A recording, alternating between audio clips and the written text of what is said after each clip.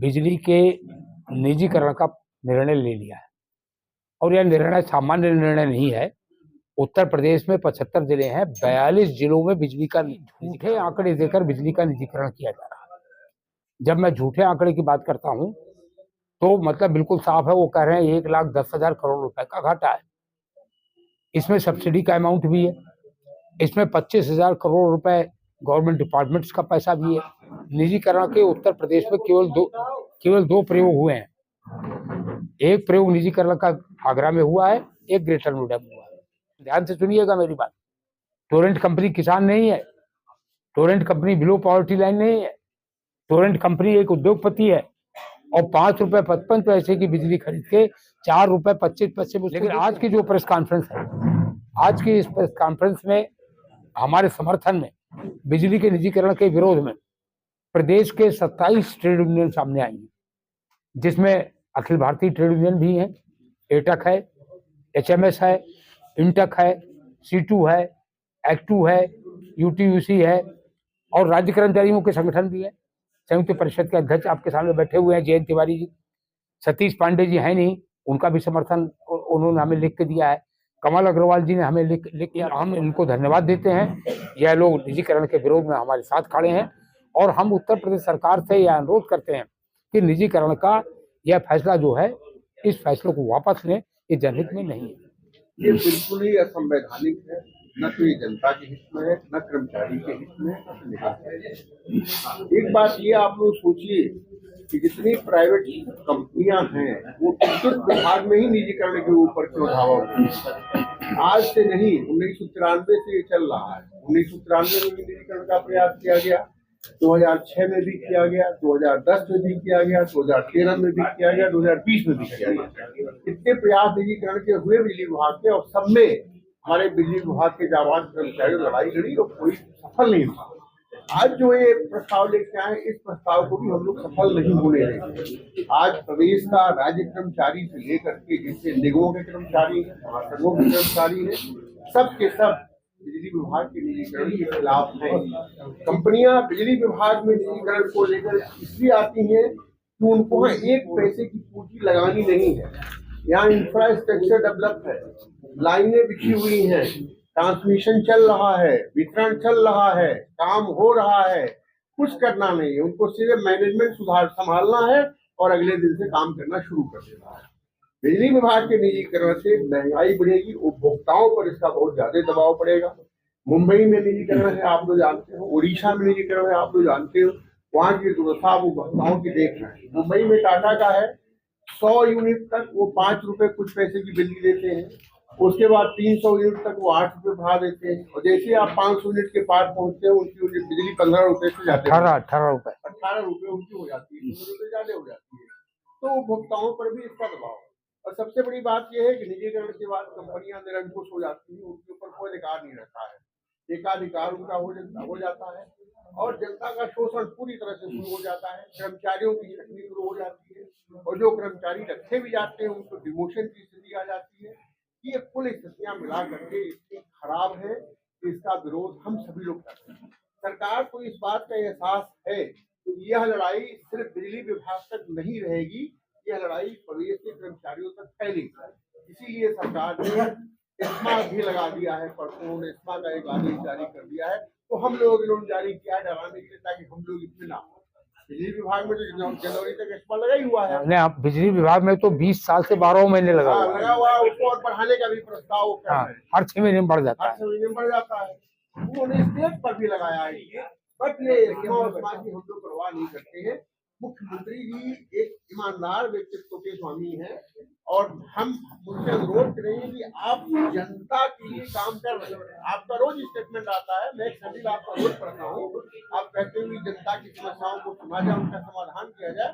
तो जनता के हित में ये निजीकरण नहीं है। ये देश का जो, अगर आपने एक लिखा है मांगों में स्मार्ट मीटर, लोगों को लगता है स्मार्ट मीटर लगाने के बाद काफी बिजली जो है खाई जा रही है उसमें, इस पर आपका क्या कहना है? बिल्कुल सही बात है। स्मार्ट मीटर की गुणवत्ता सही नहीं है और स्मार्ट मीटर किसके हक में है? स्मार्ट मीटर निजी कंपनी के हक में है। निजी कंपनियां आएंगी, स्मार्ट मीटर लग जाएगा और अचानक रात को बिजली चली जाएगी आम कंज्यूमर जो झोपड़ी में बैठा हुआ है, जो गरीब किसान है, वो तो जान नहीं पाएगा कि कैसे हम इसको रिचार्ज करें। और एडवांस पेमेंट होगा वो बिजली का, क्योंकि आप एडवांस में वाउचर लेकर रिचार्ज करेंगे। उस स्मार्ट मीटर की एक विशेषता और भी है, जैसे आप घर बैठे ऑनलाइन पेमेंट जिनका कर देते हो, स्मार्ट मीटर का पेमेंट आप ऑनलाइन दे सकते हैं, उसके लिए वहीं जाकर के आपको पेमेंट करना नहीं, महाराष्ट्र में सबसे ज्यादा स्मार्ट मीटर लग रहे हैं और महाराष्ट्र में इसके खिलाफ उपभोक्ताओं का बहुत बड़ा आंदोलन चल रहा है महाराष्ट्र। 1900 उड़ीसा में 2-3 कंपनियां बदल चुकी हैं, निजीकरण को लेकर के 2-3 कंपनियां बदल चुकी हैं।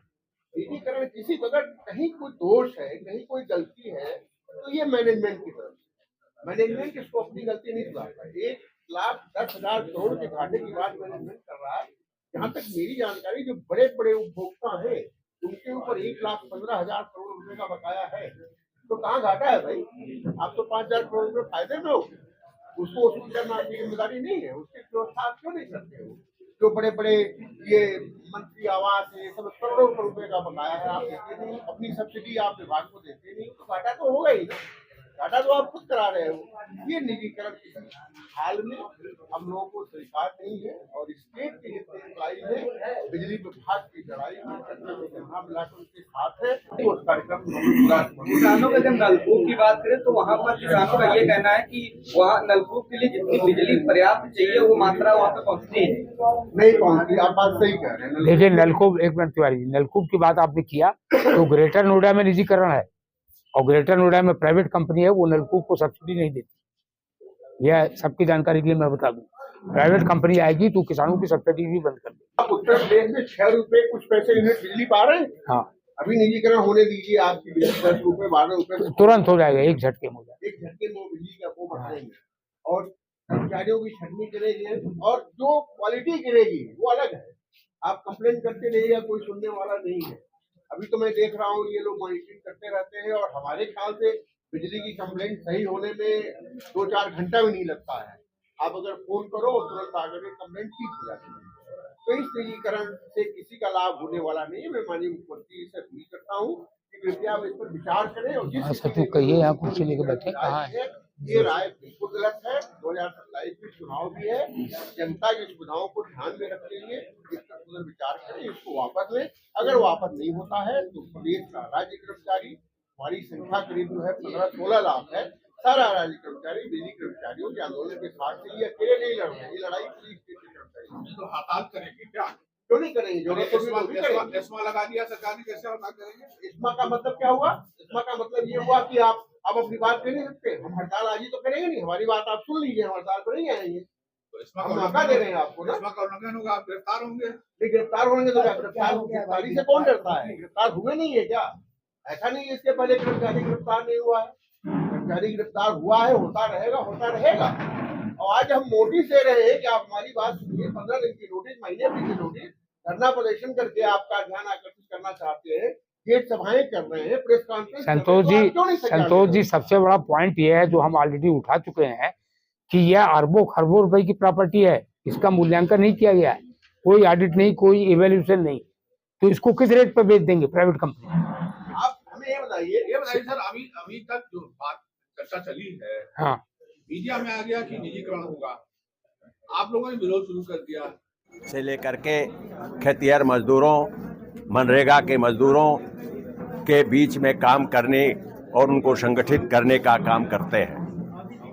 हिंद मजदूर सभा के सैद्धांतिक रूप से सरकार की यह नीति, क्योंकि ये प्रदेश, ये सरकार, ये देश लोकतांत्रिक देश है, हमारा एक संविधान है और उस संविधान के विपरीत ये संवैधानिक काम है कि सरकारी या सार्वजनिक उपक्रम को, जो आम जनता की संपत्ति की गाढ़ी कमाई से, मेहनत से इतना बड़ा इस इंफ्रास्ट्रक्चर खड़ा किया गया है, वो कौड़ियों के भाव कुछ लोगों को, पूंजीपतियों को बढ़ावा देने के लिए, कमीशन लेने के लिए, अपनी सत्ता को आगे बढ़ाने के लिए कोई भी सरकार, कोई भी पार्टी निजी हाथों को सौंप दे, उसका घोर विरोध करते हैं। और हिंद मजदूर सभा जब विरोध करती है तो इसमें चीनी मिल का भी मजदूर है, इसमें खेतिहर का भी मजदूर है, इसमें रेल का भी मजदूर है, इसमें वो हर वर्ग का मजदूर है जो वर्किंग क्लास के नाम आता है, उसे मीडिया के लोग भी हैं, उनके बीच में भी हम लोग लड़ते हैं। तो मित्रों का हम सैद्धांतिक रूप से विरोध करते हैं, क्योंकि ये जन विरोधी है, आम जनता के हित के खिलाफ है, नंबर एक। नंबर दो, यह पूंजीवादी शक्ति को और मजबूत करता है। और मैं याद दिला दूं आज अपने ट्रेड यूनियन के और वर्किंग क्लास देश के लोगों को कि 100 साल पहले लाला लाजपत राय ने चेतावनी दी थी दुनिया के मजदूरों को, जहां एक होने की बात कही थी देश के मजदूरों को, कि दुनिया में पूंजी बहुत ताकतवर है, श्रम बिखरा है, और यदि उसको राजनीतिक संरक्षण मिल जाए तो उसका मुकाबला नहीं है। आज वही स्थिति है, पूंजी ताकतवर हो रही है, हम पूंजीपतियों को मजबूत करने में लगे हैं, और जो सार्वजनिक क्षेत्र है, जो जनता के हाथ में है, उसके हाथ से छीन करके कुछ लोगों के, मुट्ठी भर लोगों के हाथ में देना चाहते हैं और हमें बिखेर रहे हैं। हम आज उस एकता को बताने के लिए भी यहाँ आए हैं कि हम एक हैं, हम एक झंडे के नीचे मिलकर के सरकार के किसी भी जन विरोधी नीति के, किसी ऐसे निर्णय का विरोध करते हैं जो आम जनता के हित में नहीं है और जो आम जनता की संपत्ति को कौड़ियों के हाथ बेचने का काम करता है, और उसकी एक जरूरत भी है। हम भले विभिन्न संगठनों में काम करते हैं, लेकिन हम मूल सिद्धांतों को लेकर के, मूलभूत चीजों को लेकर के एक हैं। जैसे सार्वजनिक क्षेत्रों का निजीकरण करना, कौड़ियों के भाव बेचना, और आम जनता की, ये किसी की अपनी निजी संपत्ति नहीं है कि रात को सपना देखा सुबह बेच दिया। अरे आप इस पर चर्चा करिए, आप कह रहे घाटा घाटा क्यों है, मिसमैनेजमेंट के नाते है। आप चोरी हो रही है तो आप नहीं रोक पा रहे हैं, तो आप, या मेरा काम है चोरी रोकना, मैं तो व्यवस्था नहीं देख रहा हूं, मैं तो काम कर रहा हूं, मेरे काम में कमी हो हमें दंडित करने का प्रोविजन है, आप दंडित करिए, चार्जशीट दीजिए, सस्पेंड करिए, टर्मिनेट कर दीजिए। लेकिन आप अगर गलती कर रहे हैं, आपके कारण ये सब हो रहा है, तो उसके लिए कौन जिम्मेदार होगा? जैसा अभी हमारे शैलेंद्र जी ने कहा, जो इस विभाग के बहुत रिटायर्ड काम करते करते हो गए और एक एक बिंदु से, एक एक पॉइंट से वाकिफ हैं, तो क्या आप बिजली में काम करने वाले उन कर्मचारियों को वो कम नहीं जानते इस बारे में कि इसमें कितना आउटपुट है, कितना इनपुट है, कहां सीजन है, कहां चोरी हो रही है, कहां हमको रोकना चाहिए, कहां गड़बड़ी हो रही है, बात करिए। अगर कहीं है हम उसके साथ ना खड़े हो, हम इसको बेहतर बनाने के लिए ना खड़े हो, इसको सुदृढ़ करने के लिए ना खड़े हो, तो कहिए कि हम लापरवाह लोग हैं, हमें जिम्मेदार लोग नहीं है। हमें उतने देश की चिंता है जितना चिंता हमारे माननीय मुख्यमंत्री जी को। वो रोज गरीबों की बात करें, इससे किस गरीब को, अगर कोई प्राइवेट वाले को आप दे देंगे तो मुफ्त में बिजली हमें क्यों देगा? वो हर झोपड़ी में लाइट क्यों पहुंचाएगा? वो हर आदमी को, हर गांव गांव जो आज बिजली पहुंचाने का आपका सपना है, हर घर में रोशनी हो, वो सपना कैसे पूरा होगा? वो एक लोकतांत्रिक सरकार ही कर सकती है, वेलफेयर स्टेट, और ये वेलफेयर स्टेट है तो इससे वेलफेयर होगा। आप मुनाफा कमाने के लिए पूंजीपति को दे रहे हैं, घाटा हो रहा है तो घाटा रोकिए, जितना मैक्सिमम हो रोकिए। आप सब्सिडी दे रहे हैं, आप छूट दे रहे हैं, आप फ्री में बिजली दे रहे हैं, तो उसके तो नुकसान भरपाई तो सरकारी खजाने से होना ही होगा। तो इसलिए भी हम हिंद मजदूर सभा की ओर से सरकार के इस निर्णय का पुरजोर विरोध करते हैं, और हिंद मजदूर सभा अपने तमाम एफिलिएट, हिंद मजदूर सभा केंद्रीय संगठन है, यूनियन नहीं है, उससे बिजली के लोग भी एफिलिएट हैं, उससे रेल के लोग भी एफिलिएट हैं, उससे खेतिहर मजदूर भी एफिलिएट है, उससे शुगर का मजदूर भी, कोई मजदूरी, इंजीनियरिंग, स्टील, कोल, कोई ऐसा क्षेत्र नहीं है जहां का मजदूर हम लोगों के साथ ना हो। और उन सब की ओर से मैं सरकार के इस निर्णय का विरोध करता हूं और अपील करता हूं कि सरकार जनहित में, आम लोगों के हित में, आम जनता के हित में और एक वेलफेयर स्टेट की जो जिम्मेदारी है, उस जिम्मेदारी को निर्वहन करते हुए हमारे जो संविधान का मूलभूत सिद्धांत है उसको परिपालन करते हुए इसे पूर्ववत चलाने और इसको सुदृढ़ बनाने, इसमें कोई कमी है, इसका कोई दिक्कत है तो काम करने वाले प्रतिनिधियों के साथ मिल बैठ करके उसको चर्चा करके उसको दूर करने का काम करें। इन्हीं शब्दों के साथ मैं फिर एक बार कहता हूं और अपील करता हूं माननीय मुख्यमंत्री जी से कि देश में, प्रदेश में अशांति इससे होगी, औद्योगिक अशांति केवल फिर बिजली में नहीं हड़ताल होगी, आप इसमें लगाएंगे और बिजली के अगर नेताओं को गिरफ्तार करेंगे तो आम जनता में ये इसका असर नहीं जाएगा, ऐसा नहीं है अब।